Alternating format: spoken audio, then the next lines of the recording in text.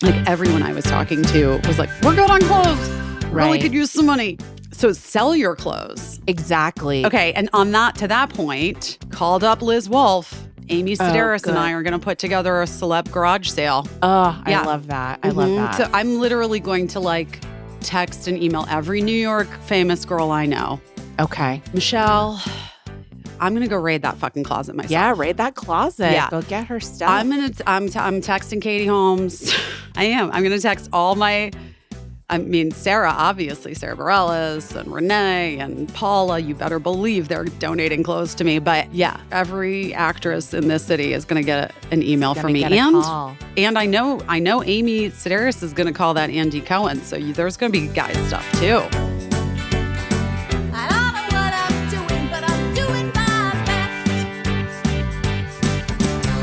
Okay, I'm recording. I'm recording as well, but with the note, if you hear Josh Mankiewicz in the background, he's not at my house. I wish he was. He's my pal. But my dogs have had a real week, and I'm just letting them watch some Dateline to relax. Look at how red my nose is. It is a little red. The fuck? I did just eat some wheat, but Well, there you go. There you go. There you go. Oh my goodness. What a year this week has been. I feel like it's been... I don't even know how to explain. I was going to say, I feel like it's been more than a year. I feel like every day has been a year. Yeah. This week. How are you doing, first of all? I'm okay. You've been really good with the updates, I would say. I think you're really doing a great job. So many people were texting me, and I know what it's like to be so worried about a friend or a loved one that's in an area that's remote to me, and you don't know the lay of the land. I'll be honest, like, I've learned about places in the Los Angeles area that I wasn't familiar with this week, obviously. So I just figured, like, putting out updates. I didn't want to be like, I don't know. I just wanted to let everybody know and have a place to look so that they wouldn't feel like they had to, like, text and call and check in because, we were just trying to do our thing and be ready to go, which luckily we never had to do. We were so lucky because so many people, I know so many people that, and obviously, of course, you all know, but just in case for whatever reason, this is your first time listening to the podcast, I'm in Los Angeles and, so there were so many people that were like back and forth, like they had to go and then they were allowed to come back, but then they had to go again. And, so it was scary. And Matt, my husband, did in fact have to evacuate from his job in a fairly terrifying situation when the Sunset Fire was happening. When that Sunset Fire happened, that was when I actually no, that wasn't when but that was one of the darker moments of this week, I think, for me personally. Yeah. In terms of all, just terrifying, like, for everybody everywhere. Right. I'm not having an easy time. Yeah, I can imagine. Both of my kids, like, kind of, like, Eli was here for the most of it, but then he had a trip planned with friends for a long time in Las Vegas. And we were like, go ahead, you should go, even though we were on like watch, like evacuation watch. And he was like, I don't think I should. Whatever. And we were like, no, you should go. You'll get out of the bad air. You'll get to see your friends. He has been helping people so much in a way that is really interesting. Eli is like having an eyewitness news reporter right in your house. Like, I don't know where he finds all this information, but he just always, he always knows what's going on. He's always been like this since he was a little kid.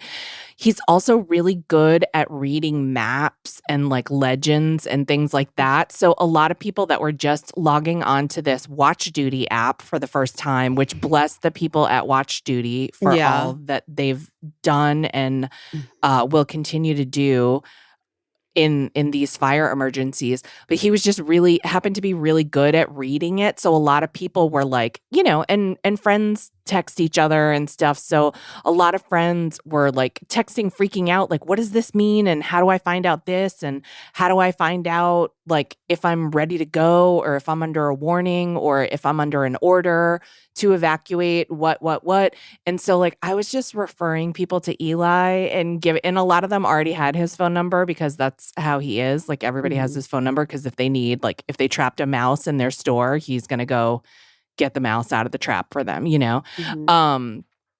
But so a lot of people were just texting Eli so that he could be like, here's the air quality in your area. Here's how to know this. Here's how to set alerts, blah, blah, blah, blah. And he was just really patient and calm. But I also know that he does that because he's anxious about things. And that's the way that he manages his anxiety. But I also know that like taking on the anxiety of other people doesn't always it doesn't give any release for your anxiety. And he was being super calm and helpful. So anyway, we sent him to Las Vegas.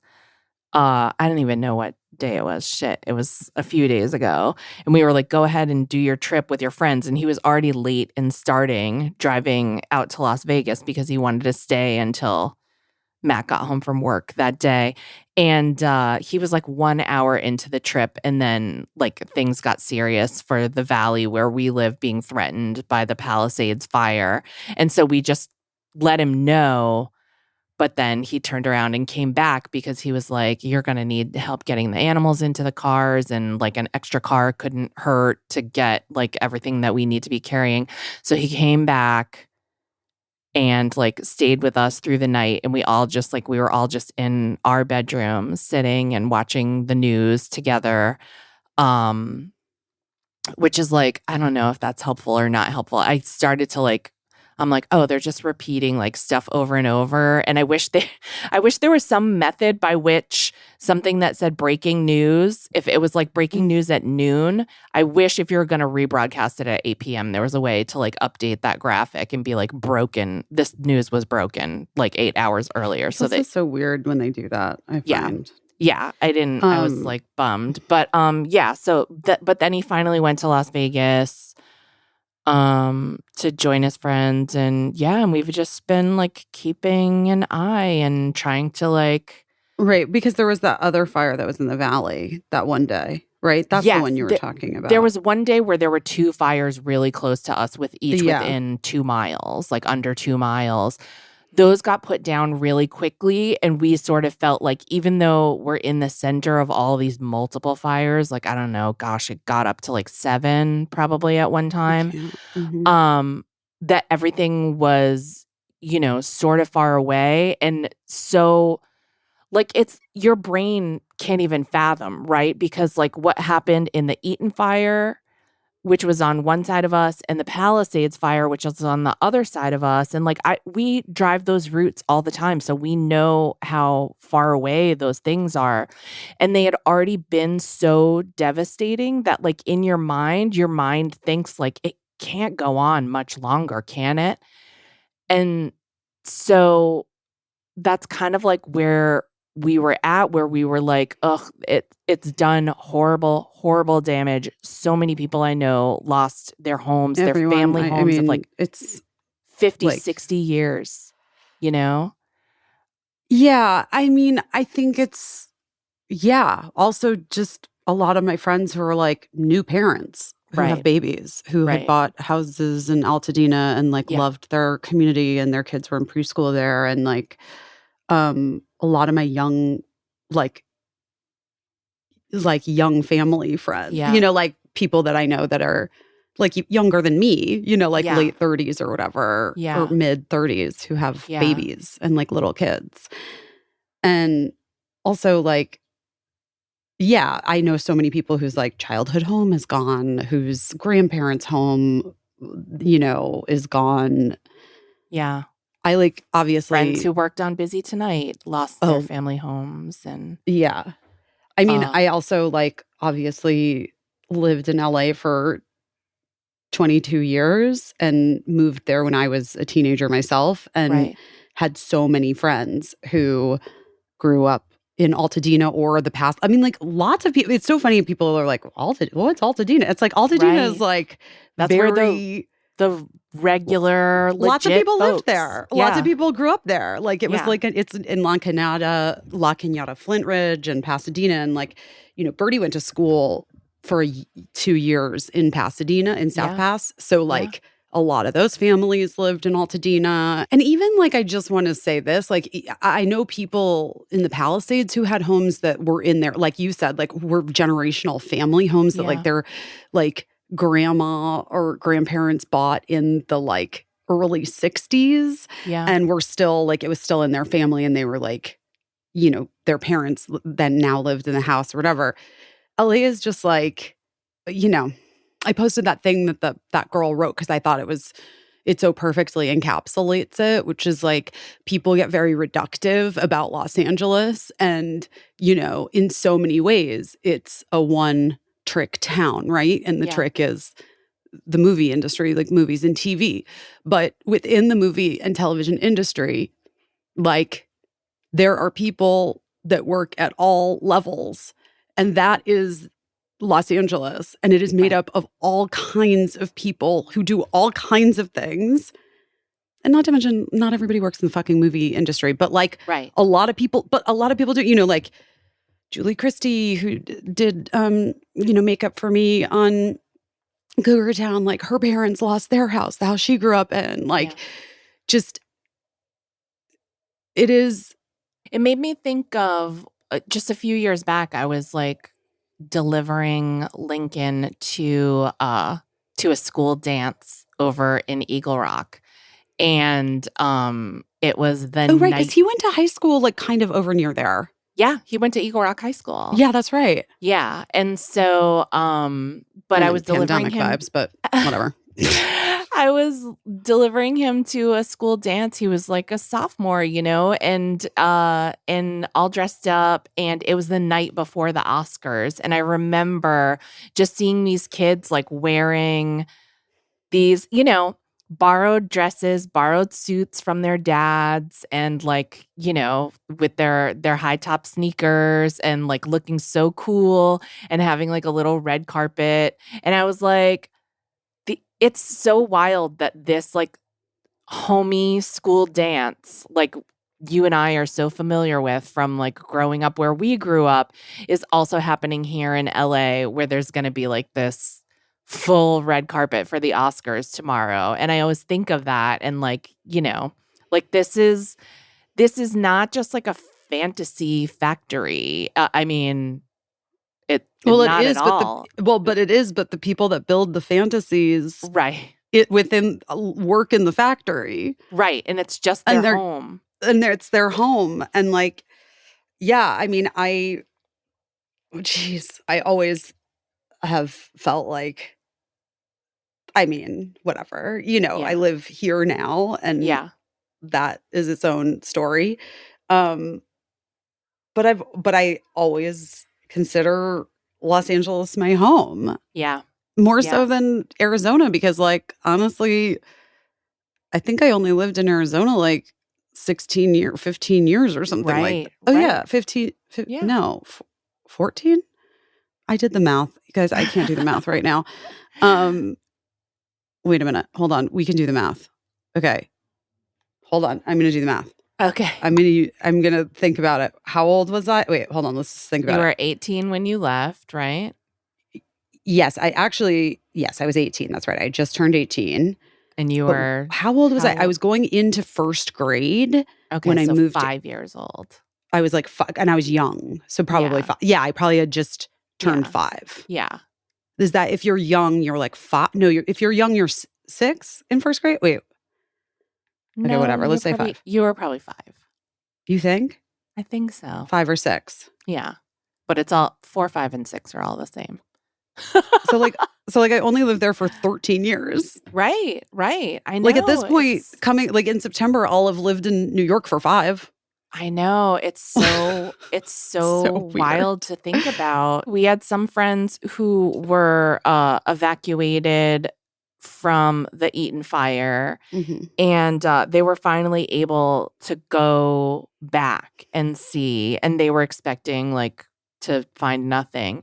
And wildly, like their house was the only house in their neighborhood that was still standing. Like there was an article about that, about the trauma that causes. Right. Well, that's what they said, is that like people have been saying that like, oh my God, it's a miracle that your house is still standing. And like, I think, and I get it, like I get that instinct, like you're so blessed or whatever. But they were making the point that like, well, what we loved actually was the neighborhood, and the neighborhood is not here. So our home really actually isn't here. Like the structure survived. You know, I'm such a real estate bitch. And last summer when we were in LA, like I always look at listings and whatever. Yeah. And I was like, I definitely think were I to move back, I would look in Altadena because it's like the houses I love. Yeah. And La Cañada. Yeah.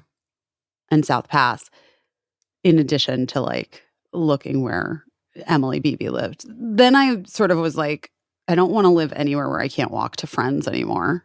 Right. You know? Right. We looked at so many houses in Altadena. Like what? We looked at so many houses in Altadena. Like I'm actually surprised we didn't wind up there. They're great houses and like beautiful neighborhoods, but like that is all my friends that lived there and like people I knew, and I have like 3 friends that grew up there. Yeah, like lifelong Angelinas that really know the city. They all said that that's what it was. Like for them, that's what it was. Is that like and like that's what you're saying. Your friend said whose house was still standing. And you know, everyone that I've talked to who's lost everything, and it's been so overwhelming how many people that I like know and love, or who are like close friends of good friends of mine, you know what I mean? Right. Everyone is like really in this, I mean, they're all in shock, obviously, but like they are all like, we're going to stay, we are going to rebuild, like we're going to rebuild our community. And I mean, the process after a disaster like this is a long one. You can look to any of the hurricanes like Katrina. There's never been like a wildfire that has done this kind of damage in the United States. Well, no, there's like the Chicago fire. There have been bigger fires, I think, but I don't think there's ever been so many on the top 10 all happening at one time. You know what I mean? Like I think two of those fires made the top 10 most damaging of all time or something. Right. That's and they happen in the same day. It's fucking insane. It's insane. Not that it's a contest or, you know, I mean, but it just, the wild thing for me is that like, you know, you know where I live, and if you had told me that something that was happening in Malibu could affect you, I know, no shit, I would have been like, what are you talking about? I was really surprised when the fire went over the hill. I was very surprised. Yeah. As a person who lived there for so fucking long, I was shocked. Yeah. Because they always would hold it at Mulholland. Yeah. Always. Yeah. Like, we're able to, you know? Yeah. And then just being able to see it like from my backyard, and I get it. It's an inferno, and like it can be seen for miles around, but knowing how fast it traveled and knowing that the distance to my house was the same distance that it had already traveled easily was, you know, was fucking terrifying, I'll be honest. And then to have my husband have to evacuate Well, that I people. know. And I then, know. and then just being like, he was texting us like, I'm kind of stuck between two evacuation points. And so I don't know how I'm getting out of where I am.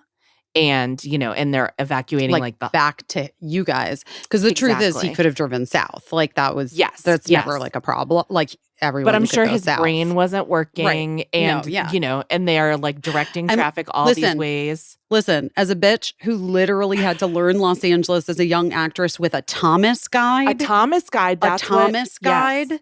Yes. Guess who knows that city better than anyone? Any actor or actress who was auditioning before like maps, smart maps were MapQuest. Yeah. like literally. Do you guys know what a Thomas guide is? Have we talked about Thomas guides on this show before? It's like this giant textbook of every My street. Thomas guide of Los Angeles. We have one, by the way, but he Wade, just didn't have it in the car. So fucking smart. By the way, you should have it in the car. We Always. should. A Thomas guide, you guys, was this thing. It was the only way you could figure out how to get anywhere. And it's a book. And it weighed, I want to say, like 3.5 pounds.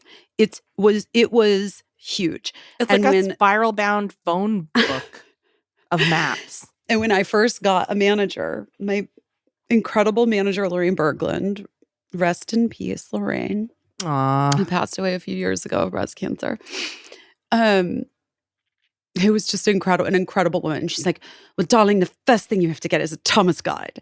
And I was like, should I get headshots? Should I get no headshots Thomas first? guide. Should I join SAG? No. You have to have a Thomas guide if you're going to get anywhere. So I got this fucking Thomas guide. And basically what it is, it's like, okay, your audition, and auditions used to be like, oh my God, everywhere, like in these like strip malls on the second floor in like just a weird office space or whatever. You know what I mean? Before you would get to the point where you would like go on to a lot to audition for someone. You're like under a hair cutter and next to a froyo shop. 100%. Like when you're just starting out, you don't get to go immediately for like the guy that's directing the thing. Right. You're going to like a small office, sometimes that's just been rented for that project, like by the casting people, or it's like a little tiny pre-production office. Anyway. So you like look up, guys. So it's like in the back of it is all the addresses in all of Los Angeles. And I had Los Angeles and the San Fernando Valley and Orange County, because you just never know. God, you just don't know. And so then you look it up and it goes to a number that's like a page number.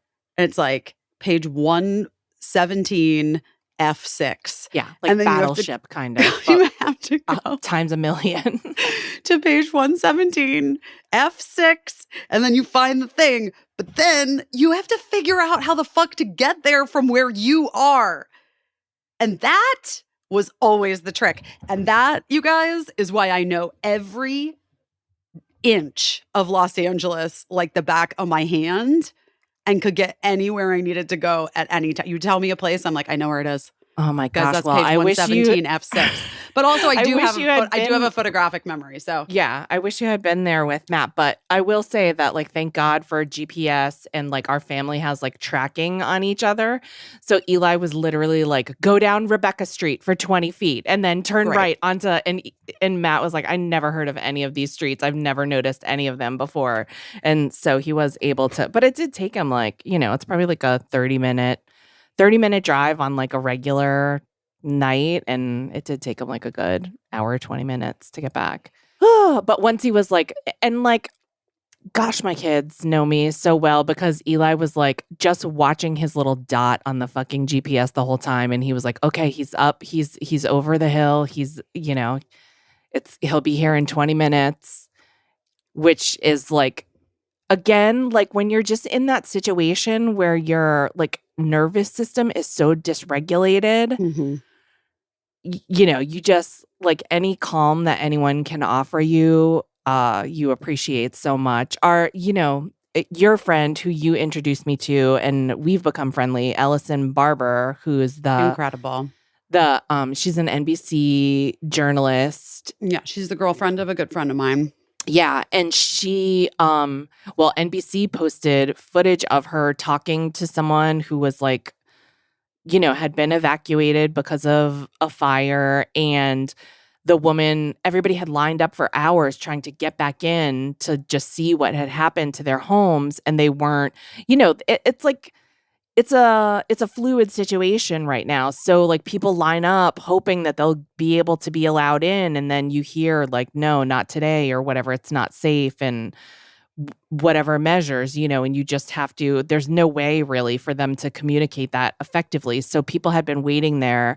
And so Ellison was just talking to this woman who was like, she wanted to go back and get some things, most importantly, medication for like someone in her family that was there, and they had not had time to grab the medication or to get new medication or anything.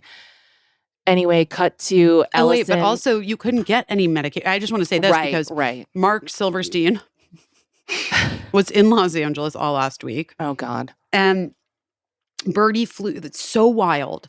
Birdie has got my witchy thing, right? Yeah. She was supposed to be with him the whole time. Yeah. And then all of a sudden she was just like, I feel like I want to go back. Like, and she came back way early. Oh, before wow. she was already back in school now. Like she went back yesterday to school, but she just decided to change her ticket and come back early. And it was the day after the fires had just started, Yeah. But before she goes back to boarding school, we had to get her prescription for her anti-seizure meds filled. Yeah. Yeah. And Mark was like, oh, I'll just take care of it while I'm here in LA because we, Yeah. And it just wasn't possible. Well, yeah. I mean, we spend summers there, and so we have pharmacies and whatever. And the pharmacist was like, "No, dude, we can't get shipments of medication in." Right. Oh my God. So just so you know, there was also that was happening. Yeah. So anyway, Ellison, our pal who is a journalist, after interviewing this woman, she just said, we're going to be allowed to walk around the neighborhood to get footage or whatever. Just give me your address. But the woman didn't even know if her house was still standing. Exactly. She was like, just give me your address and I'll see what's happening and try to let you know. And so anyway, she found the woman's house. The house was standing. She was able to get footage of the house. And then she was FaceTiming with the woman, asking her, like, where's this medication that you need? And she wasn't able to find a precious ring that the woman was hoping to get back. So hopefully it's just somewhere in there and it's protected and safe. But she did grab some photographs and things like that and get them to the woman. And I was like, it made me so emotional because I just was like, started this whole thing by talking about when anyone can give you anything, the smallest bit of comfort. And so I just was like, commented on the video, like, thank you so much for doing that for her. Like, I can't imagine the amount of comfort that gave everyone in her family, just having the fucking pills that you need for your Nana or whatever, Ugh. And just things, like people. Ugh. I was packing up clothes for someone who just happened to wear the same size shoes and the same size clothes, that some of the clothes that I had. And especially to the BITCH on Thread that said that it's ridiculous that I made half a joke saying it's not easy to find under size 8 clothes in Los Angeles. I've been living here for several years. It's not even easy on a good day to shop and find clothes. Also, I don't know who said that, but a horrible person. What? A horrible person. Okay, wait. Is it someone you knew? No. Oh, okay. First of all, is the person from Los Angeles? I guess. Maybe. Let me tell you my experience postpartum with Birdie when I was shopping for the He's Just Not That Into You premiere. And every store I went into told me, we don't really carry over a size 8. Right. You have to go online. Right. Exactly. And that was my first experience in that regard, really. Exactly. And I'm like, But believe me, I know it's not easy. And especially this particular woman, she had some disabilities. So she had accessibility issues with clothes. So, which I didn't say in that woman's very slight defense, but I'm not here to defend people that just spent their time being cunty on threads. Also, sorry. I have to go back to this because I hate this woman. Also, I want to say this. I have several friends who are doing different. A couple of friends, I have several friends that work with brands, sort of like in PR. Yeah, and they're putting together like new clothes for people, and they're getting, donations of new clothes from clothing companies, whatever. Yeah. And both of them sent out emails to like the people who have supported them and know them or whatever, saying what we realize that we're lacking are XL, double XL, 3X. We need those for men 4X. And women. We're realizing that we don't have, that those aren't being donated by these big companies. Exactly. So like, actually, Lady, shut the fuck up and sit down. Go do something. Go do something. Go fucking sit down. Like so. But anyway, I was packing. I don't have time for this lady. I don't have time for this lady. I didn't have time for her either, but then I made a little time for her. But it's fine. It's all fine. Everybody has big feelings and they're lashing out at the stupidest fucking things. And me saying that it's hard to find clothes over a size 8 in LA is what that woman chose to lash out at. So like, I hope she's having a better day today. And I'm sure she's very nice and she just lost her mind for a second. But what I will say is that I was packing up some stuff and like, I don't wear that size anymore, but I had also had like that plus size sale and like the plus size clothing swap like last year. And so I was really, the stuff that I had in that size it was sentimental to me, but I was also like, this lady needs it more. So I was like collecting things and like shoes, and I had like shoes from QVC that were perfect for her that I hadn't worn that many times yet. And just things. But then I was just thinking about like, I was just trying to like go through my day and think about every single thing that I use. And I didn't want to like overburden them because like that's another thing I've been hearing is that like a lot of people are having a hard time, even though they like got clothes and things like that. There's not a lot of bags. Like people don't have overnight bags with them. They don't have luggage. They don't have, so I tried to put it in like an overnight bag. I put some stuff from Brave Gowns in there that would work for her, some good pants, some good shoes. But then I was like, hair ties, headbands, hair clips, bobby pins, just like a little perfume. Like if you're not feeling so fresh and it's been a while since you got to shower and, and I was just trying to think of like, every little thing that I touch every fucking day, and there's so many things, and people just have zero things, And so I really just was like, it was a lot, and it was like I was trying to do it fast, but it was also like a real meditation on just like what an uphill kind of climb people are facing. And people kept saying to me like, oh gosh, it's reminding me, it's sounding so much like what 9/11 sounded like. It's sounding so much like what Hurricane Sandy felt like. And I'm like, why was I at all of these? You know what I mean? Like if I had been in... I mean, are you a Terminator?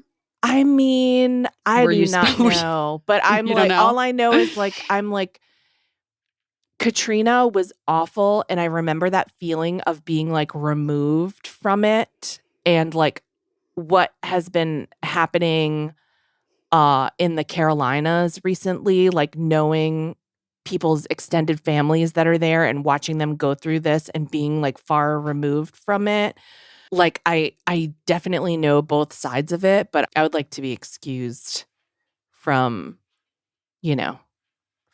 from any more of these if I could, but I don't know that you get to pick that. I don't know either. When it comes to grocery shopping and meal planning, it's honestly impossible for me. I get it. Yeah. It's just hard. It's hard because I don't have time to grocery shop. I'm not kidding. I just don't. It's like the last thing I can think of to do. So then I just like order takeout, and that's not aligned with what I want to like do in my life, like how I Right. want to eat and like it just like gets tough. It gets tough. Tough. Um, And also, you never know that you need anything until it's the moment when you want to be eating that thing. That's my big problem. yeah, it's So so like true. the whole planning thing is what I'm very, very poor at. But thanks to Hungry Root, that all can change. It's the Mm. easiest way to eat healthy, to stay on top of the grocery shop, and save time cooking and cook. Yeah. The recipes take 15 minutes or less. I've done other meal kits and like it's involved. It's a lot.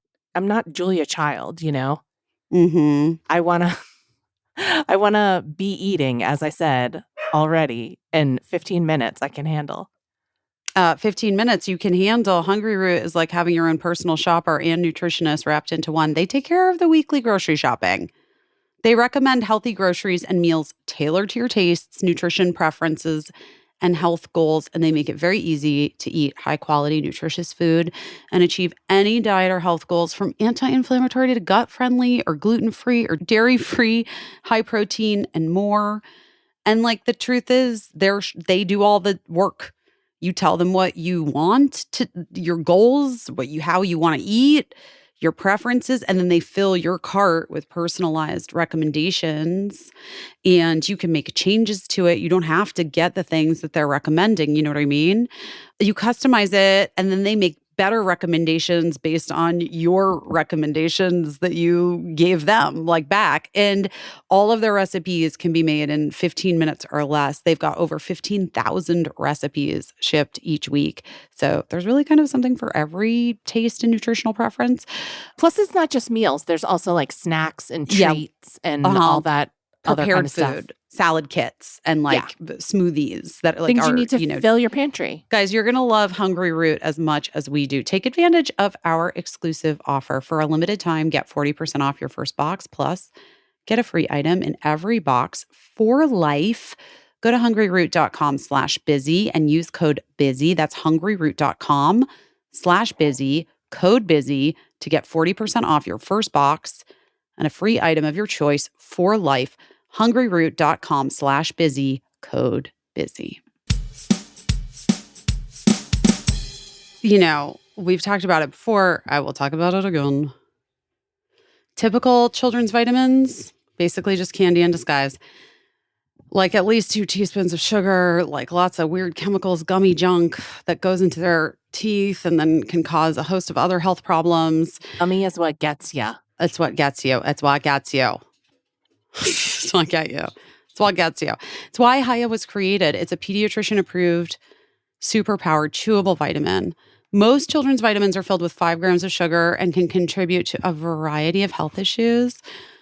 Haya is made with 0 sugar, 0 gummy junk. It tastes great. It's perfect for picky eaters and fills in the most common gaps in modern children's diets to provide the full body nourishment our kids need with the yummy taste they love.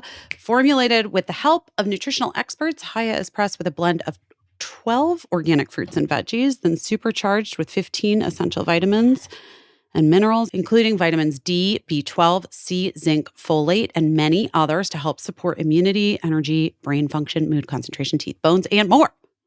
It is non-GMO, vegan, dairy-free, allergy-free, gelatin-free, nut-free, and everything else free that you can imagine that you don't want in there. And it's designed for kids of all ages. So you can chew a Haya as well. I do. It's sent straight to your door. So you have one less thing to worry about remembering to pick up at the store. I think it's really great to take a daily vitamin, and I think our kids need them too. We've worked out a special deal with Haya for their best-selling children's vitamin. Receive 50% off your first order to claim the deal, you got to go to hiyahealth.com/busy. This deal is not available on their regular website. Go to HIYAHEA.com/busy and get your kids the full body nourishment they need to grow into healthy adults.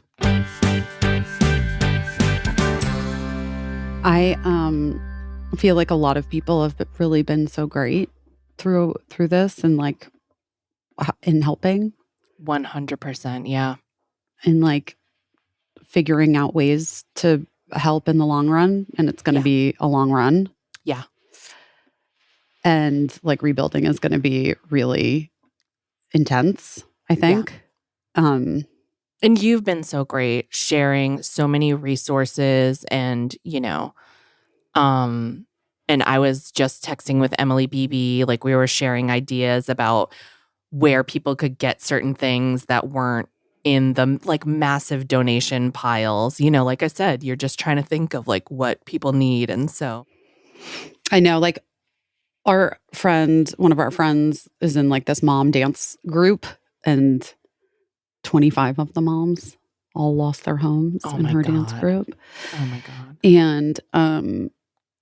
And so she put together this whole like incredible sort of like pop-up thing.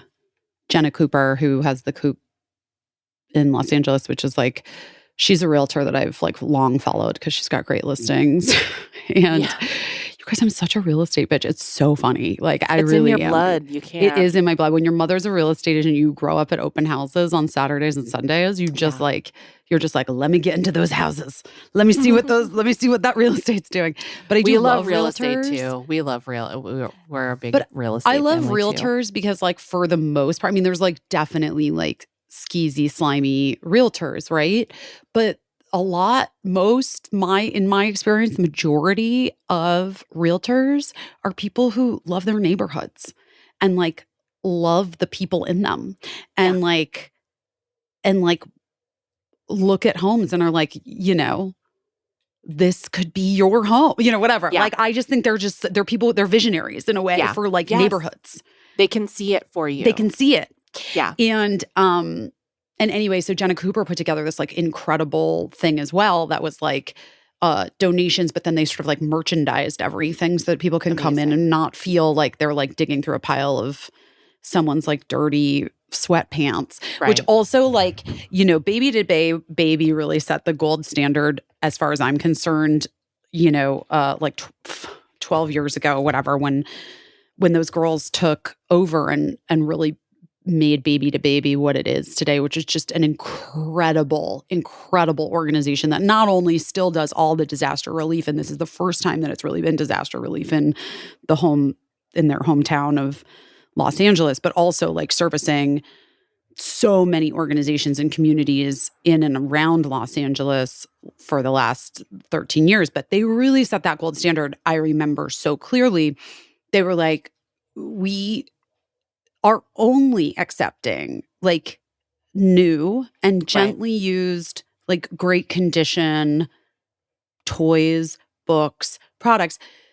We have too much shit in the world. We know we have too much shit in the world, right? Like we have to, all of us, find ways to reduce, reuse, recycle, and to buy things. That's why I love like, this is like, I'm going on another tangent sort of right now, but it's why I love like Apartment Deco, APTDECO.com. I don't know if it's in every city or if it's available in every city, but I first learned about it when we came to New York because they have a lot of like, I mean, it's furniture that's like, that you would get like at Restoration Hardware or Pottery Barn or whatever. But it's like, people are like, I'm moving apartments and this doesn't fit anymore. Right. And it's not like buying from a First Dibs or like one of those sites that's like antique furniture. This is like, you're like, I just want that Pottery Barn. I just want that Anthropologie side table. Right. And then you go on Apartment Deco.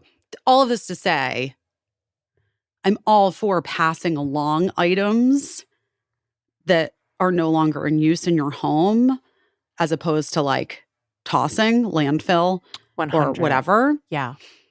But when someone is in need, especially when someone is in need, and this is Jose Andres's thing as well, like the dignity of allowing them choice is huge. Yeah. Yeah. And allowing them to have nice things. Right. Not your Tracy Anderson workout sweats that you don't wear anymore. You know what I mean? Yeah. I also just felt like, for me, I know that there were a lot of, in New York especially, they were doing like clothing drives and stuff. Like everyone I was talking to was like, we're good on clothes. Really could use some money. Right. Yes. So sell your clothes. Exactly. Okay. And to that point, called up Liz Wolfe. Amy Sedaris and I are going to put together a celeb garage sale. Nice. Oh, I love that. I love that. So I'm literally going to text and email every New York famous girl I know. Okay. Michelle, I'm going to go raid that fucking closet myself. Yeah, raid that closet. Yeah. Go get her stuff. I'm texting Katie Holmes. I am. I'm going to text all Sarah, obviously, Sarah Bareilles and Renee and Paula, you better believe they're donating clothes to me. But yeah, every actress in this city is going to get an email from me. And I know Amy Sedaris is going to call that Andy Cohen. So there's going to be guys stuff too. Yes. And Amy Sedaris just has the best stuff. She has the best stuff. Yeah. She's my dream aesthetic. I also want to shout out Sarah Jessica. Come on. Let's get some Sarah Jessica clothes out in there. Shoes from her. I want to shout out a couple people that I've been trying to help out as much as I can, but they've been doing amazing work. And that is Caroline Moss, who is the host of the Gee Thanks, I Just Bought It podcast, has been working with the organization Pandemic of Love, which I think you're familiar with. Mm-hmm. Oh, yeah. Yeah. And Global Empowerment Mission. And even Bethany Frankel, bless. Yeah. So Caroline from Gee Thanks, I Just Bought It. And I don't listen to the podcast as much as I am on the Facebook page all the time, just with that community, which is such an active community, like you guys are, just doing great things all the time. And she just has been collecting money from these folks who are listeners, who are bargain shoppers and always trying to buy high quality things and, but just good people. And it's a good community. It started out because of shopping and it's just grown into this really lovely community of great people.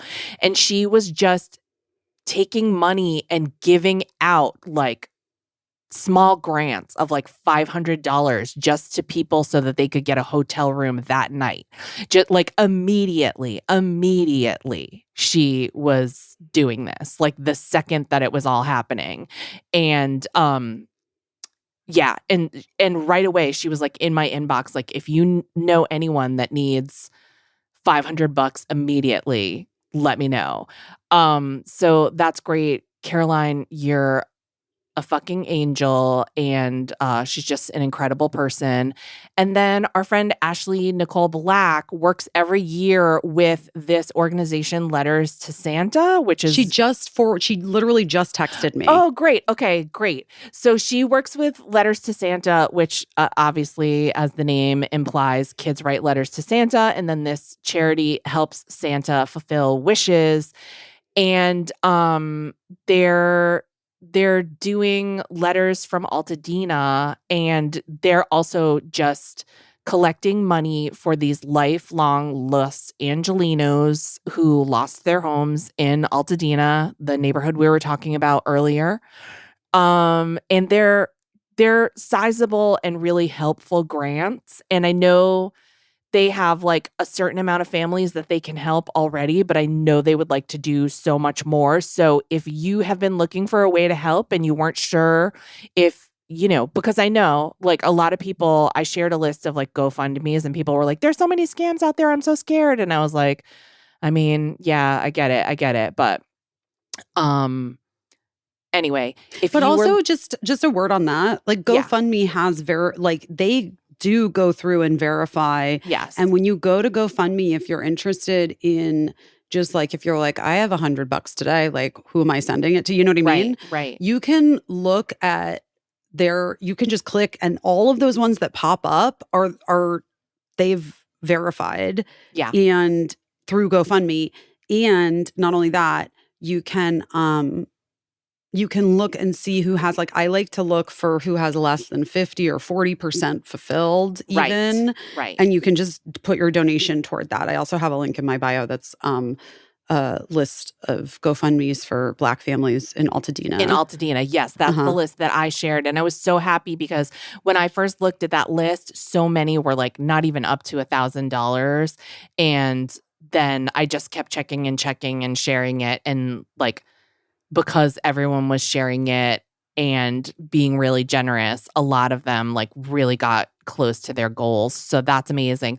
If you want to give to the organization that Ashley is working with, she's currently in the writer's room at Shrinking, but letterscharity.org is where you can look, and then you just click around and you'll find letters from Altadena, and you can make a contribution, and that would be really helpful to make a sizable grant to a family that lost everything. You don't have to make a sizable donation, but their goal is to collect enough to make a sizable donation that will really make a difference to a family in this historically Black neighborhood that really, really suffered a ginormous loss. Yeah, but so many people. I mean, Jose Andres. Well, I mean, I want to say, like, I mean, he's obviously like really Presidential Medal of Freedom, like Nobel Prize material. Like, come on. But and this is the same thing that happened during COVID as well, but like all of the Los Angeles restaurants, like, are all of them, like, are really, especially like East Side, West Side, like they're just all coming together and like really providing food and feeding people, because like that is, I mean, that is sort of like that's the base, right? Yeah. But yeah. I love all my chef friends, all my friends that are like that were committed to staying open, through the fires and providing meals for families, but also like first responders and firefighters, and then also just like volunteers at centers who, you know what I mean? Like, it's kind of emotional. I wish you were here to see it, because, and especially being in New York, I know you'll know exactly what I'm describing, is like, we went out for a drive yesterday because we've been home and like watching that app so closely to make sure like the wind wasn't shifting in our direction or whatever. And so we went out for a drive yesterday because our hearts needed to see how much was still standing and how many people were out there being neighbors to each other. And there were so many places where you'd look down a side street and the street would be blocked off and it would be all these white tents and it looked like a street fair, and it almost looked festive, for a second. And then you realize that it's like, it's not full of love, but it's like a street that's been blocked off to deliver direct aid to first responders and to, victims of the fires that have nowhere to eat, or people that are still displaced from their homes and don't even know the status of their homes yet. So it's like for a second, I was literally like, oh, a street fair. Oh, okay. I understand what that is. And, yeah, and it's very moving. It's really moving. So many people messaged me about people in their families and people that they knew that were coming from other states, like firefighting experts that were coming from other states, and like what their specialties were and what they were gonna be doing to come and help fight fires here. And that was also really moving. And also, one of our listeners, Candace, sent me a bunch of KN95 masks to distribute to people that needed them because our air is bad. There's just a lot of bad stuff in the air that we shouldn't be breathing. So, Candace, thank you so much for that. And I believe they gave her a discount at the post office so that it would cost less. Oh, that's nice. I don't think I got one, but okay. The shit I sent. Oh, oh my gosh. It's fine. I got it. I got it. It's the least I can do. Yeah, it's been a lot. It just really, it made me realize how much I love this town.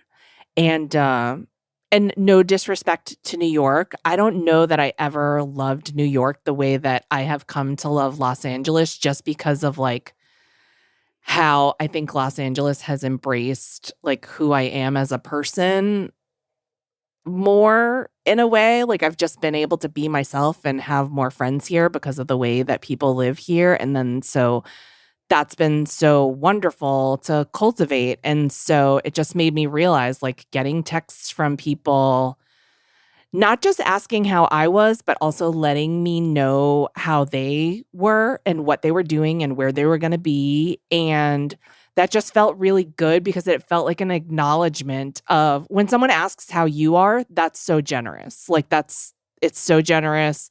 And that means that they care about you. But when someone tells you where they're going to be, that feels like an acknowledgement and an understanding of how much you love them and that they know it.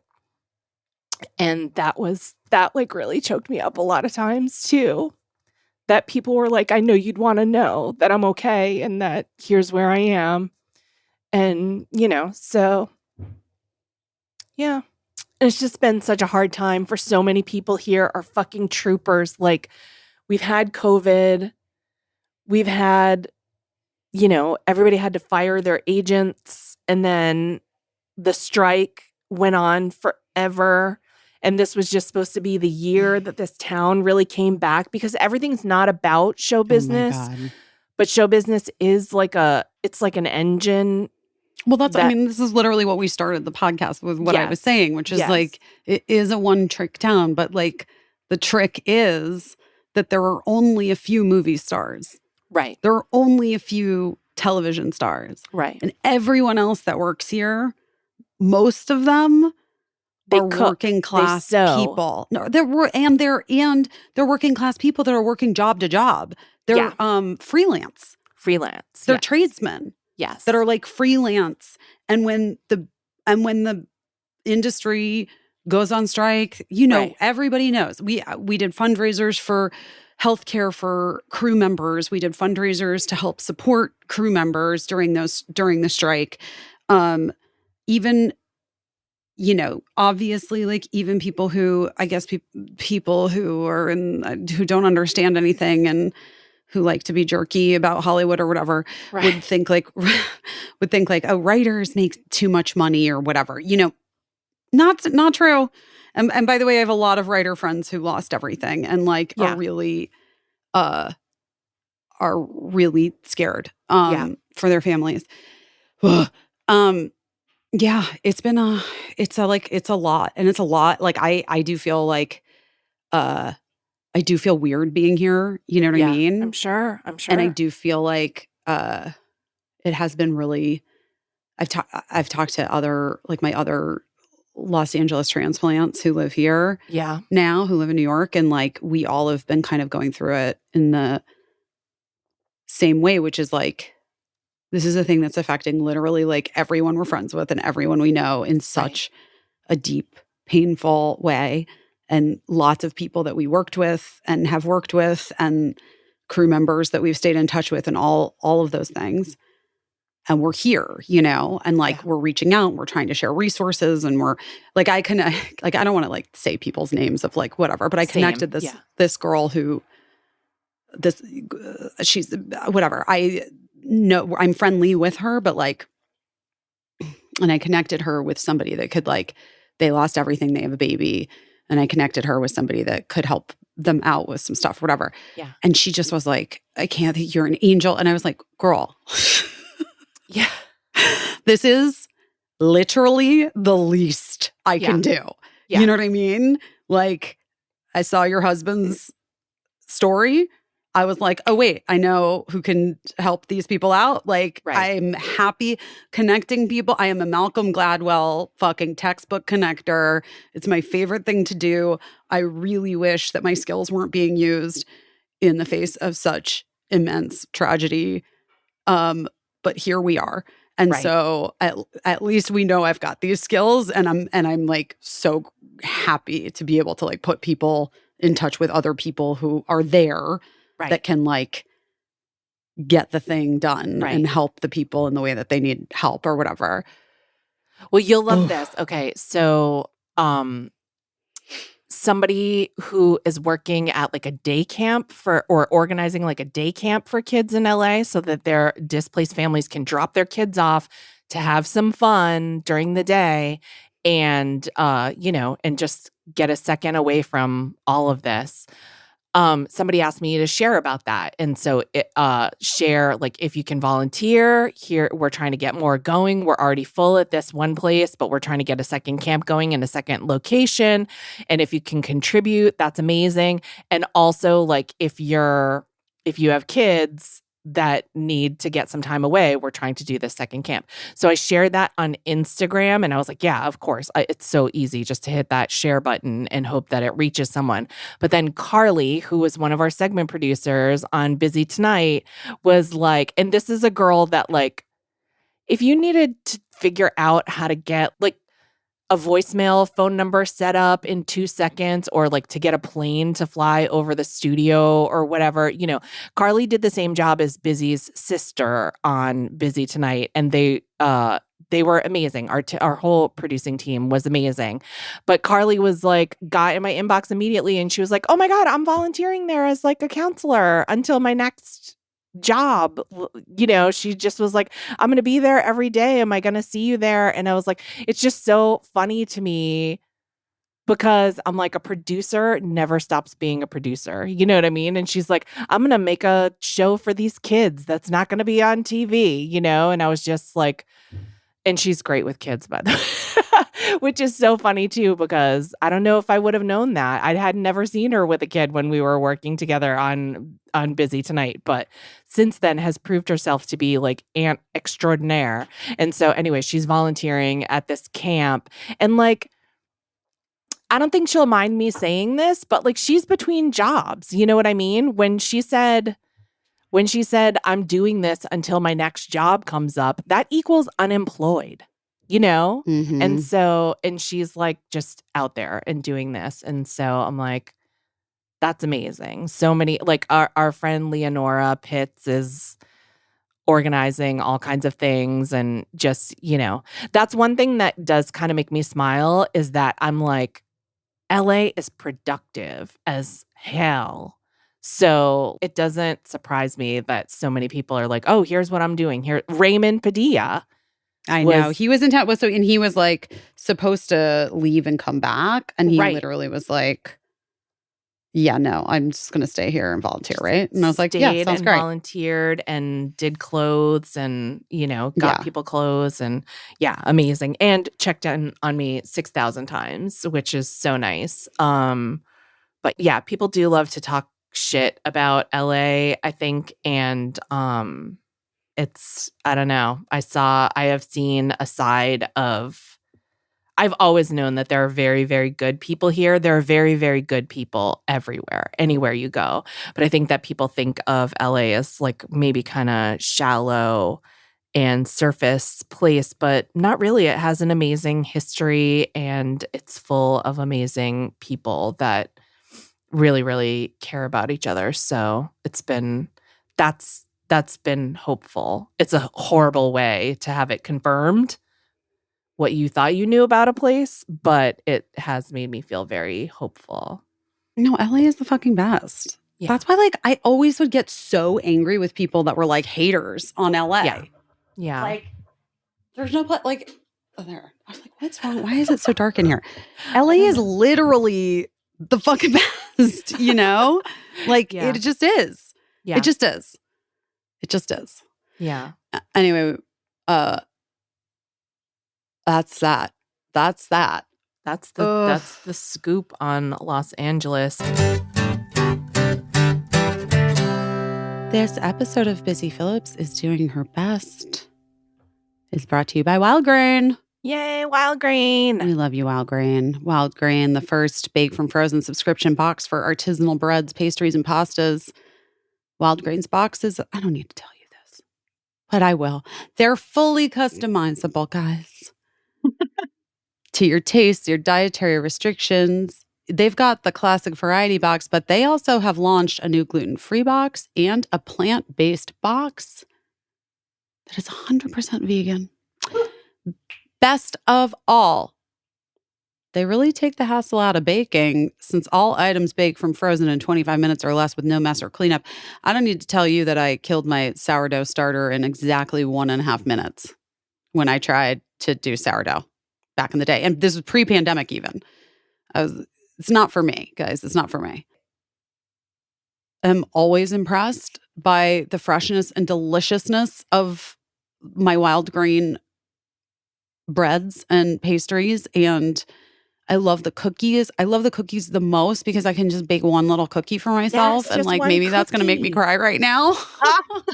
And it's like, but I really do love it. It's a substantial cookie. It is a substantial cookie. Yeah. It's delicious. My kids love the pasta, and the pasta cooks so quickly. That's the best thing ever. Because all of the baking is like 25 minutes or less for the breads and things and the pastries, and the cookies. But the pasta is like 4 minutes, truly.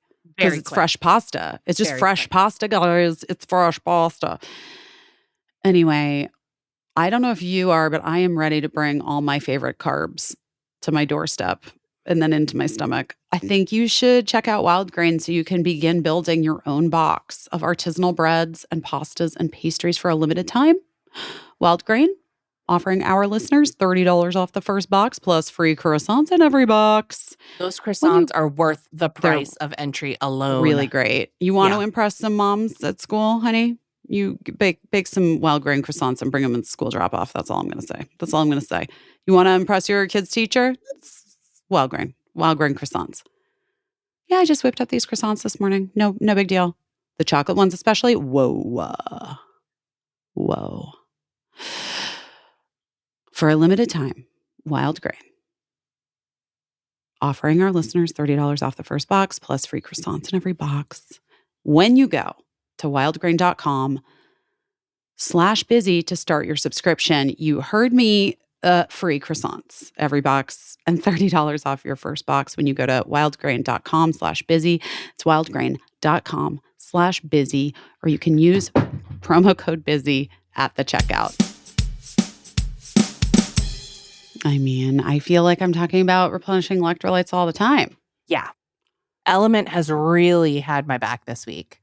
I can imagine. Because staying hydrated in a moment of stress is very important. So important. Yes. And by the way, here's what I love about Element is that sample pack. I save them up in case I'm going to travel or whatever. And so I had those and I shared them with so many friends this week and everybody really appreciated it. Yeah. Well, electrolytes are important for everyone, even if you're not an athlete. An Element is a very tasty electrolyte drink mix. And it's important to replenish your electrolytes after a few glasses of wine, after working out, after crying a lot. Element contains a science-backed electrolyte ratio, 1,000 milligrams sodium, 200 milligrams potassium, 60 milligrams magnesium, no junk, no sugar, no coloring, no artificial ingredients, no gluten, no fillers, no BS. Element is formulated to help anyone with their electrolyte needs and is perfectly suited to people who are following a keto, low carb, or paleo diet. Electrolytes facilitate hundreds of functions in the body, including the conduction of nerve impulses, hormonal regulation, nutrient absorption, fluid balance. Element can really help and prevent and eliminate headaches, muscle cramps, fatigue, sleeplessness, other common symptoms of electrolyte deficiency. When you sweat, the primary electrolyte lost is sodium. Athletes can lose up to 7 grams per day when sodium is not replaced. It's common to experience muscle cramps or fatigue or headaches or that thing where your muscle goes weird and thumpy. You know That's what I mean? I have.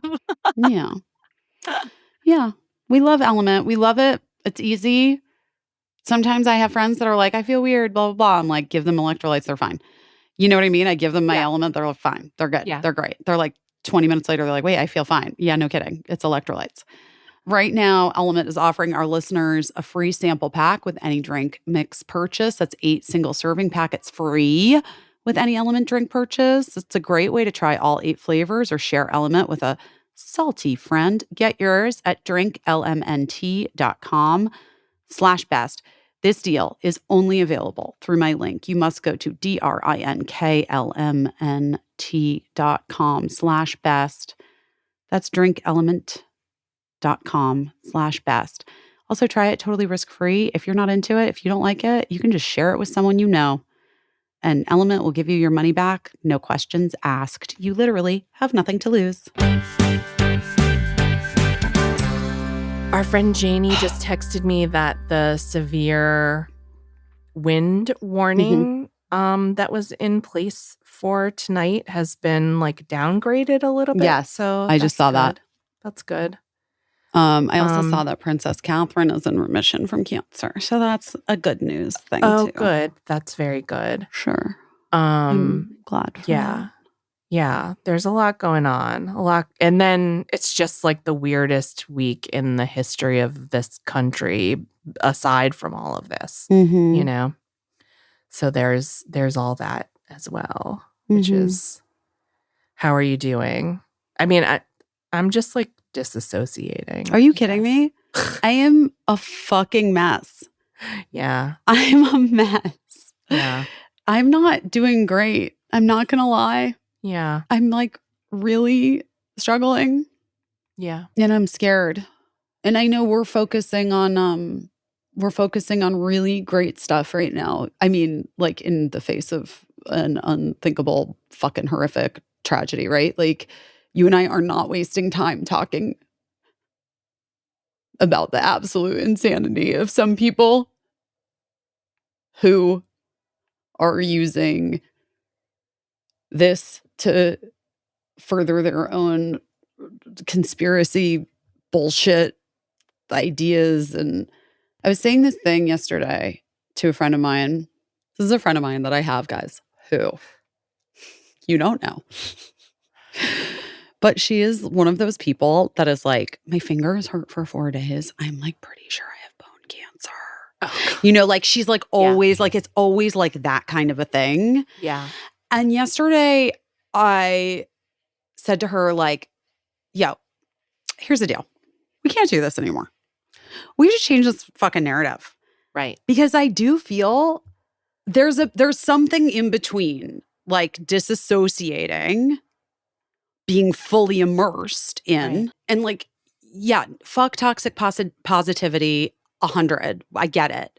But I also believe like we need to speak good things into existence. You know what I mean? And I do believe in the power of that, right? Like, and that's why I don't really want to give any more airtime, energy, or highlight any of these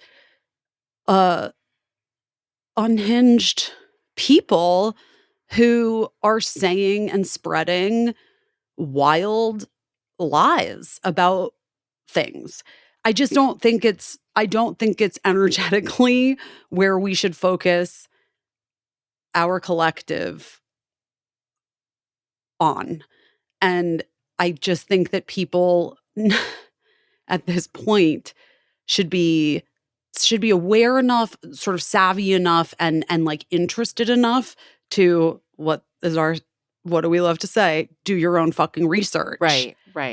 And I think in terms of like what's happening, not just in LA with this tragedy and the wildfires,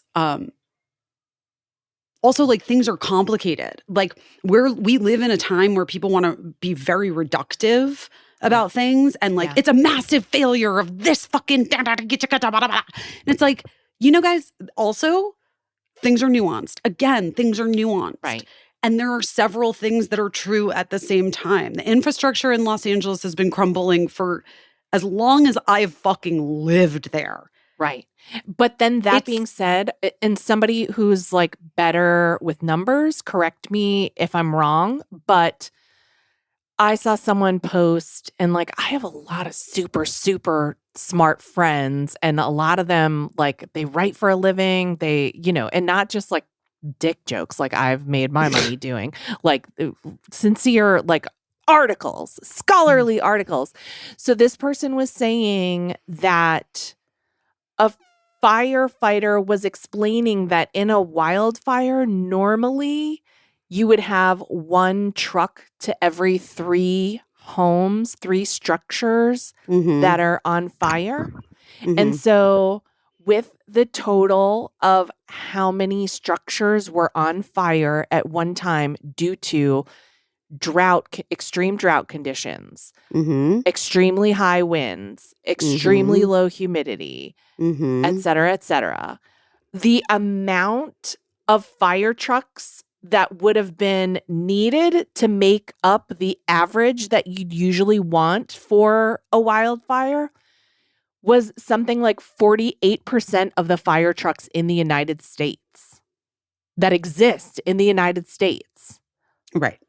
So, like, and you never want to say like, oh, it's the perfect storm or whatever. Perfect is but it just was. I'm not saying that there weren't some failures. I'm not saying that. I'm saying people were given an impossible fucking task to manage, and they so far have managed it to the best, beyond my comprehension of human ability. Yeah. Like these people are superheroes. And it's also like a lot of people had big feelings about the incarcerated firefighters. Like and I will admit that I knew nothing about incarcerated firefighting camps and what that meant. And then so finally, again on Threads, where people are so tedious. Like, I'm sorry, if you're on Threads and you are a tedious person, I'm sorry that I'm calling you out right now, but people are so tedious on Threads. They can't recognize a joke when someone's joking. Everybody's mansplaining, whether they're a man or not. It's insane. But this one very generous person was like, I was an incarcerated firefighting camp person, and here's what it was, and really like broke it down. But then other people, like in California, by the way, he said in California. And so he really explained, and like, you're still allowed to have whatever feelings you have about it, but let them be educated feelings. Let them be feelings that are backed up by actual facts from someone who knows, who's been there, who's experienced the experience and can tell you this is what's actually going on, and here's the good parts about it and here's the bad parts about it. And then once you know that stuff, you're allowed to still have your feelings. But I'm just saying, like, there's such a knee jerk of people to be like, incarcerated firefighters, like, they're being made to fight these fires, and that is not the case. It's a choice that these folks make for various reasons. And like, I was really educated on my understanding of what those folks are actually doing, and also how it has, for some of them, a really positive impact on their life, and like sort of changing their life as they are serving their incarceral period, but anyway. Yes. Yeah. I'm with you. I'm with you on like doing your own research. You know what I mean? And like, yes. I mean, Gina also with you. She agrees. I know, pup. I know. She agrees. But yeah, like I just think a little bit like I've been trying really hard for my own personal life, but for my own just like mental health and well-being, which is like I said, not doing 100% great. Right. But like I have been, after I had this conversation with that friend of mine where she was like, I'm convinced I have some sort of cancer because of my fingers hurt or whatever. I was like, right. That's the reminder of like, we're not talking about our bodies, but that way, like, we're not wasting our time in those things, on those things. Do you know what I mean? Right. Like, it's not helpful. Right. It's not helpful. Right. Energetically, spiritually, it's not helpful for us personally. It's not helpful for your friends to have to like talk. You know what I mean? Right. Like, I just am like in the face of all of this, because it's so much, because it's what's happening on Monday, which I mean, I'm like, I can't even, it's the confirmation hearings. It's the Mark Zuckerberg, and it's it's just all of it. And then on top of it, this absolute tragedy, catastrophe, and that has personally affected so many of my friends and devastated a place that I love so much. Yeah. And have spent so much time in all those streets that are all those streets. Yeah. When we were packing, when we had like the ready to go, it's funny now, a little funny now, but when I really like lost my mind is when we were, they were saying like this fire is threatening to come towards Sherman Oaks, threatening to come towards the valley. And so you have to be ready to go. And so Matt was like, and he'd already evacuated. And so like my last nerves were already like gone. And then, Eli came back from Las Vegas, and then we were like, and Lincoln was out of the house. And so we were trying to like, more than just like our regular go bag, our earthquake bag, which will get you by a couple of days, we were packing with like the idea that like, if this takes a turn, we could lose this house. Like that's a possibility. That's a real possibility. And so we were gathering things, and like, I know I wrote in my update that we got all our photos, and which I totally forgot that we have like millions of discs of digital photos that were not I'm talking paper photos only, we got.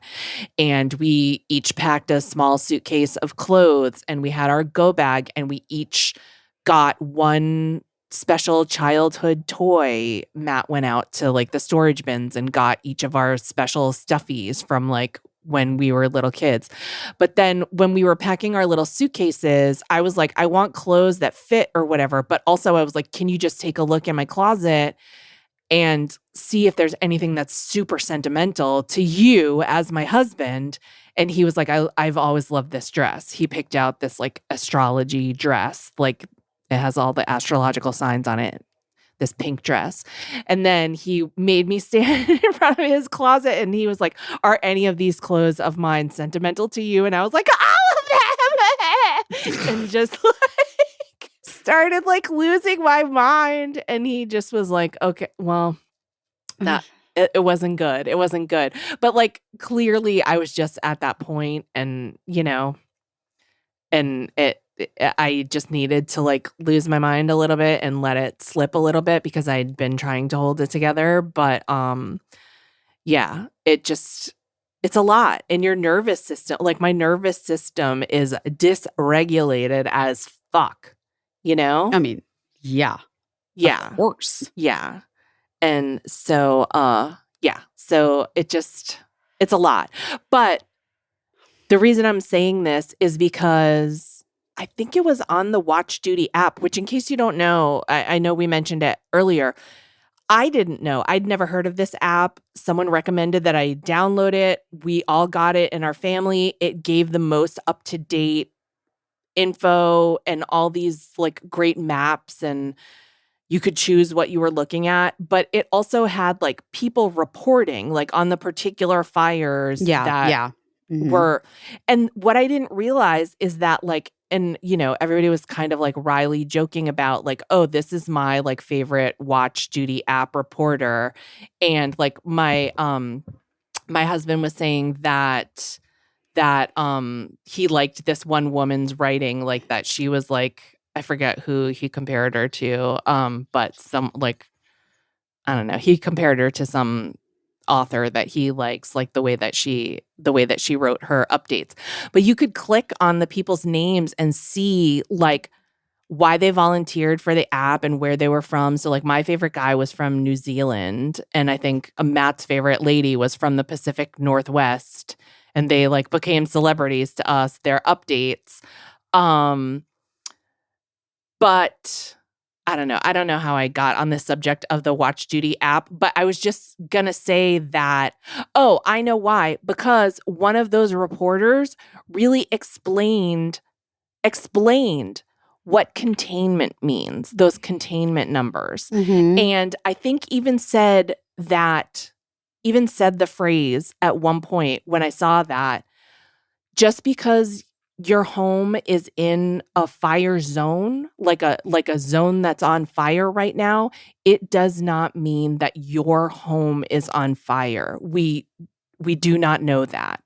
It's just that these are, so I was like, that's why I got on this subject, because I think it's important not to be toxically positive. It's important not to be toxically negative either.